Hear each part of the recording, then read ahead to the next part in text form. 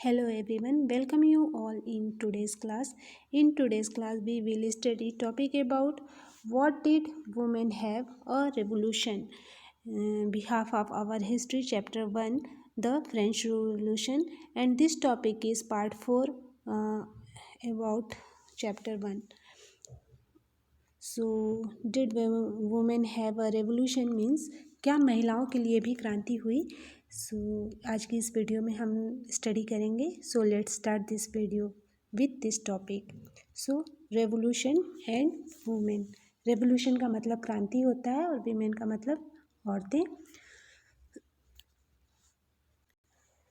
So most of the women of the third state had to work hard for a living. They worked as seamstress, soft flowers, fruit and vegetables, or worked as domestic servants. They had no access to education or job training. So, dear students, from the very beginning, women were active participants in the events which brought about so many important changes in French society. They hoped that their involvement would pressurize the revolutionary government to introduce measures to improve their lives. Most women of the third estate had to work for living. They worked as seamstress or laundress, soft flowers, fruits and vegetables at the market, or were employed as domestic servant in the houses of prosperous people. Most women did not have access to education or job training. Only daughters of nobles or wealthier members of the third estate could study at a convent, after which their families arranged a marriage for them. Working women had also to care for their families, that is, cook, fetch water, queue up for bread, and look after the children. So their wages were lower than men. They started their own newspapers and political clubs. So their wages were lower than those of men. In order to discuss and voice their interest, women started their own political clubs and newspapers. About 60 women's clubs came up in different French cities. The Society of Revolutionary and Republican Women was the most famous of them. महिलाएं जो मतलब इस आज की इस video में हम पढ़ रहे हैं कि क्या महिलाओं के लिए भी क्रांति हुई थी फ्रांसीसी क्रांति के दौरान।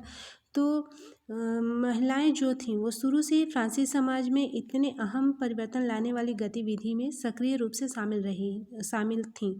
उन्हें उम्मीद थी कि उनकी भागीदारी जो रेवोल्यूशनरी गवर्नमेंट है उनको उनका जीवन सुधारने हेतु ठोस कदम उठाने के लिए प्रेरित करेगी। और थर्ड स्टेट की अधिकांश जो वुमेन्स थीं वो अपनी जीविका के निर्वाह के लिए प्रेरित करेंगी, मतलब काम किया करती थी। वे सिलाई बुनाई कपड़ों की धुलाई करती थी, बाज़ारों से फल फूल सब्जियां बेचती थीं और जो रिच फैमिली थी उनके घरों में काम भी किया करती थी। अधिकांश महिलाओं के पास पढ़ाई लिखाई और व्यावसायिक प्रशिक्षण के मौके नहीं हुआ करते थे। वे केवल जो थोड़े धनी जो फैमिली थी, कुलीन जो फैमिली थी, वहाँ की लड़कियाँ या थर्ड स्टेट के धनी परिवारों की लड़कियाँ ही कॉन्वेंट में पढ़ पाती थी और इसके बाद भी उनकी अरेंज मैरिज कर दी जाती थी। और जो कामकाजी जो महिलाएं थीं वो केवल अपने परिवार का पालन पोषण ही कर पाती थी, जैसे खाना बनाना, पानी लाना, लाइन लगाकर ब्रेड वगैरह लाना और बच्चों की देख रेख करना। उनकी जो मजदूरी हुआ करती थी वो पुरुषों के कंपैरिजन बहुत कम हुआ करती थी। फीमेल्स ने अपने हित के लिए उन पर डिस्कस करने के लिए खुद के एक राजनीतिक क्लब शुरू किए और अखबार निकाले। फ्रांस के बहुत सारे नगरों में महिलाओं की लगभग 60 क्लब उस समय स्टार्ट हुए थे। So next, one of their main demands was equal political rights. They demanded the right to vote, to be elected to the assembly and to hold political office. One of their main demand was that women enjoy the same political rights as men. Women were disappointed that the Constitution of 1791 reduced them to passive citizens. They demanded the right to vote, to be elected to the assembly, and to hold political office. Only then, they felt, would their interests be represented in the new government. The revolutionary government did introduce laws that happened to improve the lives of women. In the early years, the revolutionary government did introduce laws that helped improve the lives of women. Mm, Schooling for girls was made compulsory. Together with the creation of state schools, schooling was made compulsory for all girls. Their fathers could not force them into marriage against their will. Marriage was made into a contract entered into freely and registered under civil law.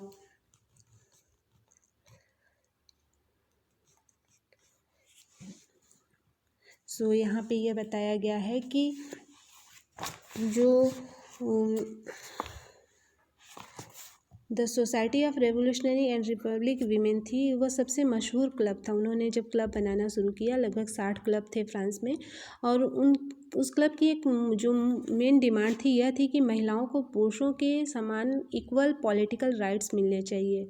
महिलाएं इस बात से बहुत ज़्यादा निराश हुई कि 1791 के कॉन्स्टिट्यूशन में उन्हें एकदम निष्क्रिय नागरिक का दर्जा दिया गया था। महिलाओं को वोट देने का अधिकार, असेंबली में चुने जाने तथा राजनीतिक पदों पे चुने जाने का मांग रखा, और उनका मानना था कि तभी नई सरकार में उनके हितों का प्रतिनिधित्व हो पाएगा। स्टार्टिंग में जो क्रांतिकारी सरकार थी उन्होंने महिलाओं के जीवन में सुधार लाने के लिए कुछ नए कानून लागू किए थे, जिसमें गवर्नमेंट स्कूलों की स्थापना के साथ साथ सभी लड़कियों के लिए स्कूली शिक्षा को कंपलसरी कर दिया गया। और अब जो गर्ल्स हैं उनके फादर को उनकी मर्ज़ी के खिलाफ शादी करने के लिए वो फोर्स नहीं कर सकते थे, और शादी जो मैरिज थी वो भी उनकी स्वेच्छा से एक कॉन्ट्रैक्ट माना गया, और नागरिक कानून के तहत उनका पंजीकरण किया जाने लगा। आगे नेक्स्ट है कि divorce was made legal and could be applied for by both women and man. Means जो वुमेन्स थी वो डिवोर्स को कानूनी रूप दिया गया, और वो जो वुमेन्स और मेन हैं दोनों ही इसके लिए अर्जी देने का अधिकार दिया गया। Women too could now train for jobs, could become artist और run small businesses. It was finally in 1946 that women in France won the right to vote. So women's struggle for equal political rights, however, continued.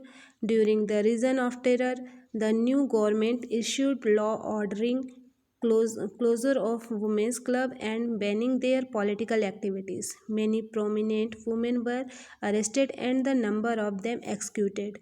Women's movement for voting rights and equal wages continued through the next 200 years in many countries of the world. The fight for the vote was carried out through an international suffrage movement during the late 19th and early 20th century. The example of the political activities of French women during the revolutionary years was kept alive as an inspiring memory. It was finally in 1946 that women in France won the right to vote. So next, Olympe de Gouges was one of the most important politically active women in revolutionary France. Next slide, I will discuss about this woman. Name is Olympe de Gouges.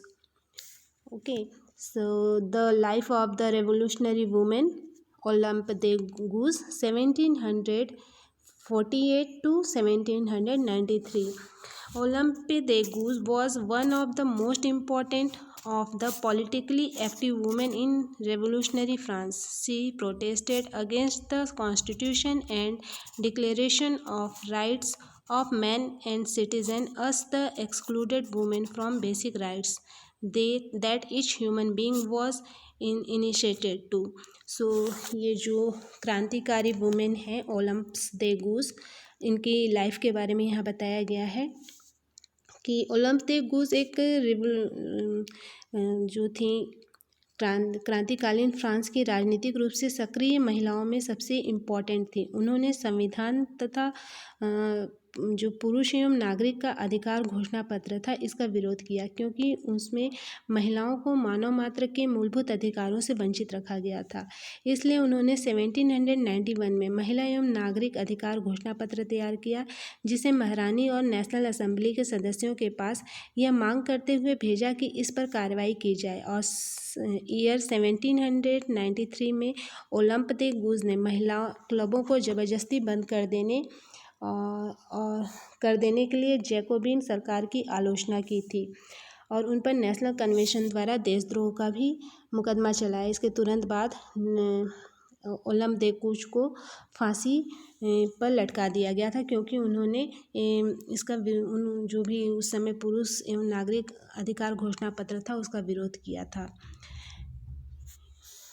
Some of the basic rights set forth of Olympe de Gouges declaration. So, first is woman is born free and remains equal to men in right. Means इसका मतलब है कि औरत जन्म से स्वतंत्र है और अधिकारों में पुरुष के समान है। Second, the goal of political associations is the preservation of the natural rights of women and men.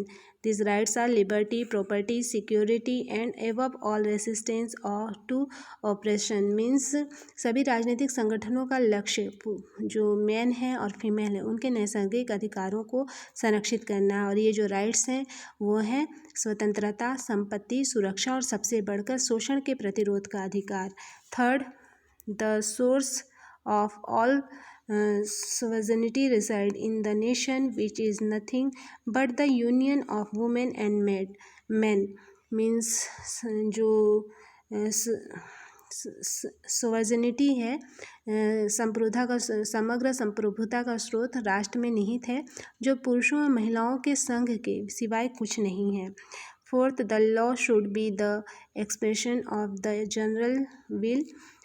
All females and male citizens should have a say either personally or by their representatives in its formulation. It should be the same for all. All female and male citizens are equally initiated to all honors and public employment according to their abilities and without any other distinction than that of their talents. Means